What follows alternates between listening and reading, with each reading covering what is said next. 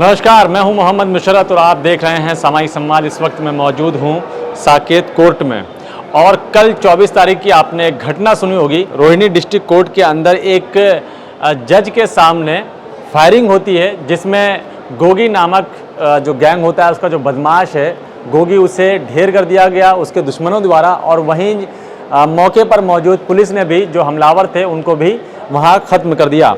लेकिन सबसे बड़ा जो सवाल खड़ा होता है कि आखिर इस तरह की घटना से क्या सबक मिलती है दिल्ली पुलिस को या वकीलों को, क्योंकि इस तरह की घटना होना ये कोई आम घटना नहीं है। सोचिए, देश की राजधानी है, राजधानी के बाद एक कोर्ट है, डिस्ट्रिक्ट कोर्ट, जिसके अंदर इस तरह की घटना घटती है, वो भी जज के सामने। साकेत कोर्ट में रविंदर भाटी साहब हैं, जो कि एडिशनल सेक्रेटरी साहब हैं। हम उनसे बातचीत करेंगे और समझेंगे कि आज जो साकेत कोर्ट के अंदर स्ट्राइक चल रहा है, तो क्या सोचते हैं यहाँ के वकील और किस तरह की मांग है जो इस तरह का आज जो पूरा स्ट्राइक किया हुआ है इन्होंने। भाटी साहब, जिस तरह से देखा जा रहा है कि जो कल की घटना घटी है, इसमें आपको क्या लगता है किसकी गलती रही होगी या कहाँ हम चूक माने कि ये घटना कोर्ट के अंदर होती है?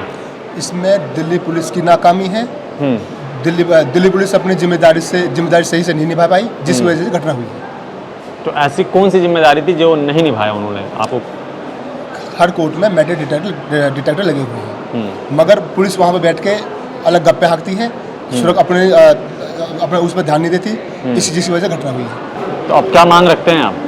हम दिल्ली पुलिस से मांग रखते हैं कि वो अपनी जिम्मेदारी पे ध्यान दें और ढंग से अपनी जिम्मेदारी निभाएं। रणधीर लाल जी हमारे साथ मौजूद हैं, जो कि अभी सेक्रेटरी पद के लिए उम्मीदवार थे, लेकिन चुनाव में हार गए, लेकिन फिर भी कार्यरत हैं, लगातार काम कर रहे हैं ताकि अगली बार तैयारी मजबूत रहेगी तो इंशाल्लाह जीतेंगे भी। तो रणधीर साहब, कल की जो घटना घटी है उससे क्या समझते हैं आप, और कितना ये जो एक बहुत भयानक मंजर था उस वक्त, उस समय के लिए लोगों के बीच में, तो क्या समझते हैं कि इस पर क्या कार्रवाई होनी चाहिए आगे के लिए, जिससे आगे ऐसी कोई घटना ना घटे?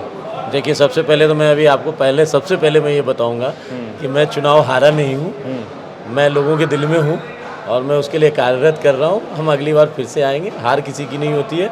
दूसरी बात, जो अभी ये चल रहा है दिल्ली में, जो अभी घटना घटी है, दिल दहलाने वाली घटना, न्याय के मंदिर में जो ये घटना घटी है, वो बहुत ही शर्मनाक है, निंदनीय है और किसी पे भी दोषारोपण, चूँकि जो लोग इसमें लिप्त थे उनको दिल्ली पुलिस ने वहीं पे काउंटर किया, उनको वहीं पे उनके किए हुए कर्मों का इमीडिएट उनको जैसे भी बचाव करना था, और वो आए थे एक एडवोकेट के ड्रेस में आए थे। अब हमारी भीड़ होती है, 1 घंटे की एंट्री होती है, उस समय सब लोग वर्क में बिजी होते हैं, तो एडवोकेट ड्रेस का फ़ायदा उठाकर, एडवोकेट के एक पहनावे का फ़ायदा उठाकर इन्होंने ये घटना को अंजाम दिया। लेकिन हमारे यहाँ सिक्योरिटी की बहुत सारी समस्याएं हैं और ये समस्याएं ऐसी हैं, जैसे आप हाई कोर्ट सुप्रीम कोर्ट में जाएं, गेट पास बनाना ज़रूरी होता है, लिटिगेंट्स के साथ कौन आएंगे, विदाउट एडवोकेट रिकमेंडेशन नहीं आ सकते। तो एंट्री के लिए advocate recommendation is very important, because any litigants come in crowd and thereafter they will create nuisance for advocates, for judges, for the entire atmosphere. So ये सबसे बड़ी बात है कि हमें अपने एंट्री पे जो सिक्योरिटी है उसके साथ साथ हमें एक जो हाई कोर्ट सुप्रीम कोर्ट में चल रहा है एंट्री की व्यवस्था है, एडवोकेट्स के रिकमेंडेशन पे उसका एंट्री फॉर्म होता है, वो करना चाहिए। ये घटना बहुत ही निंदनीय है और इसमें जितनी भी इसकी वसूली की जाए कम है। परमिंदर तंवर साहब हमारे साथ मौजूद है, जो भी यहाँ पर साकेत कोर्ट में एज अ वकील काम कर रहे हैं। हम उनसे भी बातचीत करेंगे। तो कल के पूरे घटना पर क्या आपकी क्या परिक्रमा है, आप क्या सोचते हैं? नहीं है, सिक्योरिटी की बात है, ये हमारे पूरे देश की बात है और ये हमारे पूरे वकील एक समाज है जो अगर उसके लिए लूप पॉल की बात करें तो इसमें कोऑपरेट करना चाहिए, और वकील का और पुलिस का, ये तो प्रशासन तो हमारे लिए ही तो है। हाँ। ये हमें कोऑपरेट करना चाहिए। आपने देखा होगा कि एक महिला उस कोर्ट से बाहर निकल कर आकर और दरवाजे के पीछे छिप जाती हैं, तो एज अ महिला अगर ये सब जो सीन अगर किसी महिला के सामने क्रिएट होता है या इस तरह की गोलीबारी रहती है, तो आप क्या महसूस करेंगे? बस पहले आपका नाम? सोनिया शर्मा है जी। तो क्या महसूस करेंगे आप ये सब? ये सारी चीज़ें देखते हैं कोर्ट के अंदर, अगर हम भी प्रेजेंट वहाँ पे हो रहे हैं तो एक जनता भी वहाँ पे नॉर्मल आ रही है और लॉयर्स भी हैं वहाँ पे, पुलिस वाले भी हैं, सब हैं, बट ऐसा एक जज के सामने ऐसी चीज़ें होना ये अपने आप में बहुत बड़ी बात है।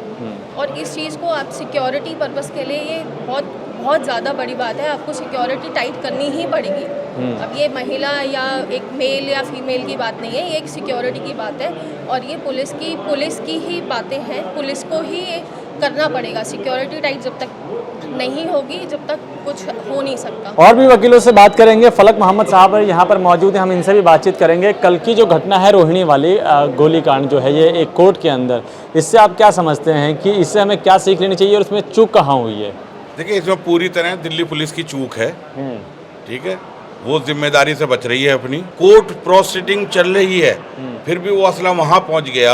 अब ज़रूरी नहीं है कि हर काला कोट वाला, हर वाइट शर्ट वाला एडवोकेट ही है, तो उसकी प्रॉपर चेकिंग होनी चाहिए। तो मौजूद थे हम साकेत कोर्ट के अंदर और सीख लेने की ज़रूरत है। जिस तरह से रोहिणी का जो मामला सामने आया है कि जिसमें गोली चलती है, फायरिंग होती है एक कोर्ट के अंदर जज के सामने, तो ये चीज़ समझने वाली है कि किस प्रकार से किसी घटना को कितनी आसानी से अंजाम दे दिया जाता है। तो आज जो साकेत कोर्ट के अंदर एक स्ट्राइक था, तो कोर्ट में सभी लोगों का, वकीलों का ये कहना था कि सिक्योरिटी टाइट की जाए तरीके से, इसमें जो भी वकील हों उनके आवन जावन पर ध्यान दिया जाए, उनके आई कार्ड चेक किए जाए, ताकि कोई भी ऐसा बाहरी कोई बदमाश या फिर कोई भी गुंडा प्रवेश ना कर सके और इस तरह की घटना दोबारा ना हो सके। इस घटना से हमें सीख लेनी चाहिए।